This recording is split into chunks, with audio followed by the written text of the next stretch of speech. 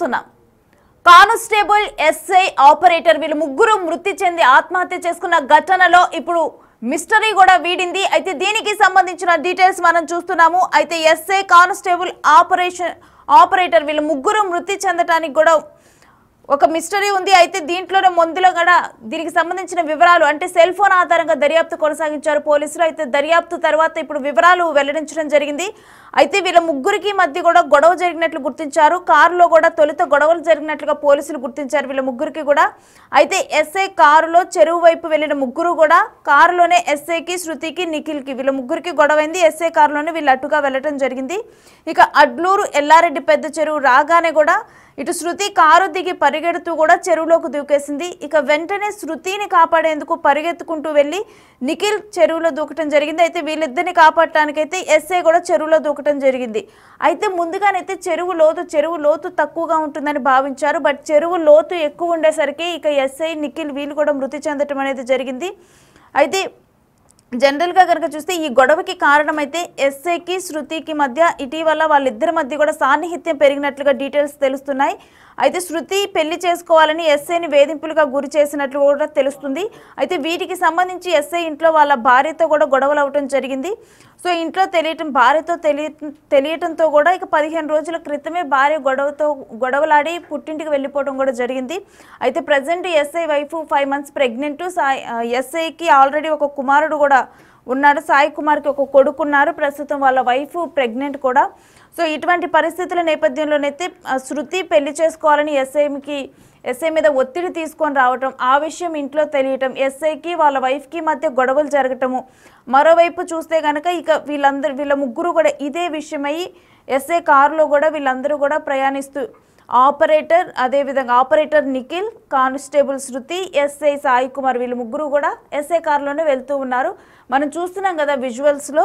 అదే అడ్లూరు ఎల్లారెడ్డి పెద్ద చెరువు. అయితే ఆ కారు స్లోగా ఉన్నప్పుడే అక్కడ వెళ్తూ ఉన్నప్పుడు ఇక శృతి ఒక్కసారిగా కూడా స్లోగా వెళ్తుంది అక్కడ కారు. అప్పుడు డోర్ ఓపెన్ చేసుకొని తను డైరెక్ట్గా వెళ్ళి ఆ చెరువులో దూకటం అనేది జరిగింది. అయితే ముందుగానే చెరువు లోతు ఉంటుందని ఏమీ ఎక్స్పెక్ట్ చేయలేదు. ముందుగా శృతి అయితే క్షణికావేశంలో మరి ఆ నిర్ణయం తీసుకుందో తెలియదు కానీ తను ఆ కారు ఓపెన్ చేసి దాంట్లో నుంచి దిగి వెంటనే కూడా ఆ చెరువు వైపు పరిగెత్తుతూ దాంట్లో దూకేసింది. ఇక తనను కాపాడటానికి నిఖిల్ వెంటనే కూడా దూకేశారు.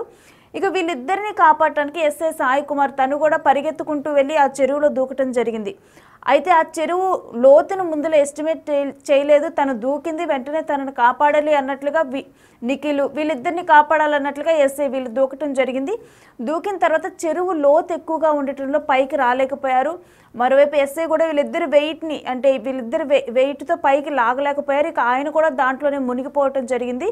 సో ప్రాథమిక నిర్ధారణలోనైతే ప్రజెంట్ సెల్ ఫోన్ ఆధారంగా, చాటింగ్ల ఆధారంగా దర్యాప్తు చేసిన తర్వాత ప్రజెంట్ తెలిసిన డీటెయిల్స్ అయితే ఇవి. మరి దీనికి సంబంధించిన డీటెయిల్స్ మా ప్రతినిధి రాజేష్ అందిస్తారు.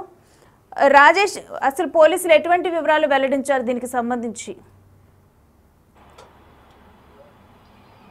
నవ్యశ్రీ, నిజామాబాద్ ఉమ్మడి జిల్లాకు సంబంధించిన కామారెడ్డి జిల్లాలో రాష్ట్ర వ్యాప్తంగా సంచలనం రేపిన ముగ్గురి ఆత్మహత్య ఏదైతే అడ్లూరు ఎల్లారెడ్డి పెద్ద చెరువులో జరిగింది.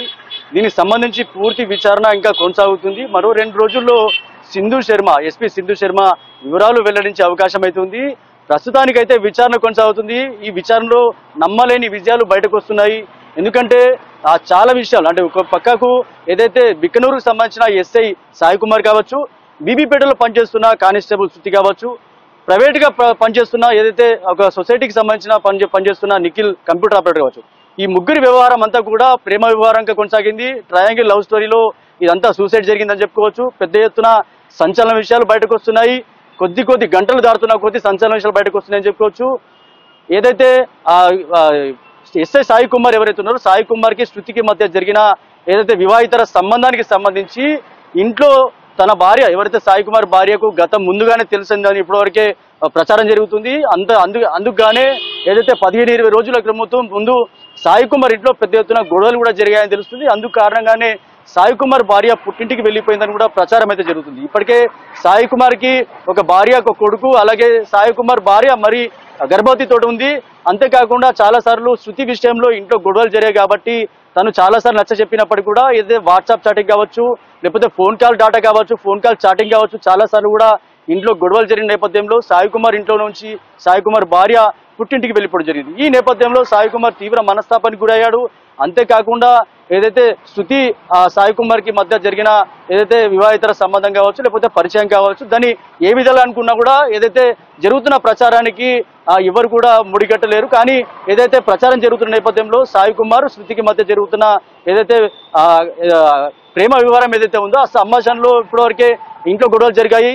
దానికి తోడు ఎవరైతే శృతి సాయి కుమార్ ని పెళ్లి చేసుకోవాలని చాలాసార్లు కూడా కోరినట్లుగా ఏదైతే బంధువుల మాటల్లో తెలుస్తుంది. అలాగే వివిధ కామారెడ్డికి సంబంధించిన బిక్కునూరు కావచ్చు, అలాగే బీవీపేట సంబంధించిన స్థానిక ప్రజల నుంచి కావచ్చు, ఇలాంటి ప్రశ్నలు బయటపడుతున్నాయని చెప్పుకోవచ్చు. ఈ నేపథ్యంలోనే చాలా కాలంగా సాయి కుమార్ ఏమో బిక్నూరు పోలీస్ స్టేషన్ కి ఏదైతే బిక్నూరు పోలీస్ స్టేషన్ ట్రాన్స్ఫర్ కాకముందు బీవీపేట పోలీస్ స్టేషన్ ఎస్ఐ పనిచేశాడు. బీవీపేట పోలీస్ స్టేషన్ నుంచి ముందుగానే పనిచేస్తున్న ఎవరైతే శృతి ఉందో శృతికి అలాగే నిఖిల్ కి చాలా కాలంగా ప్రేమ వివరం నడుస్తుంది.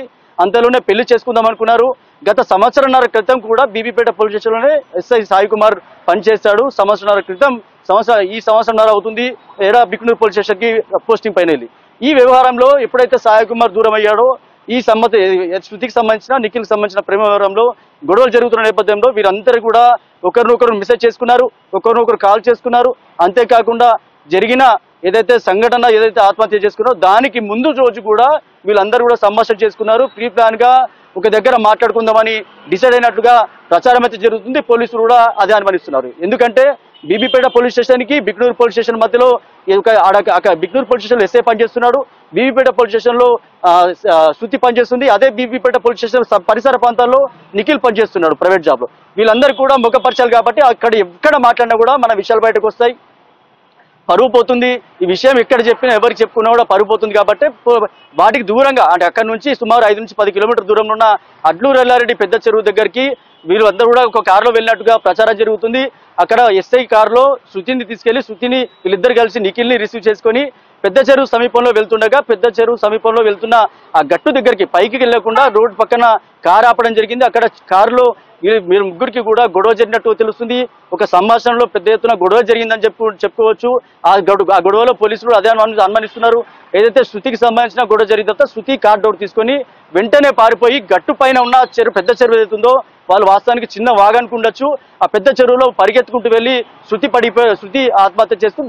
దానికి తోడు వెంటనే శృతిని కాపాడబోయి నిఖిల్ కూడా వెంటనే కార్ డోర్ తీసుకొని తను పరిగెత్తు ఆ చెరువులో పడిపోవడం జరిగింది.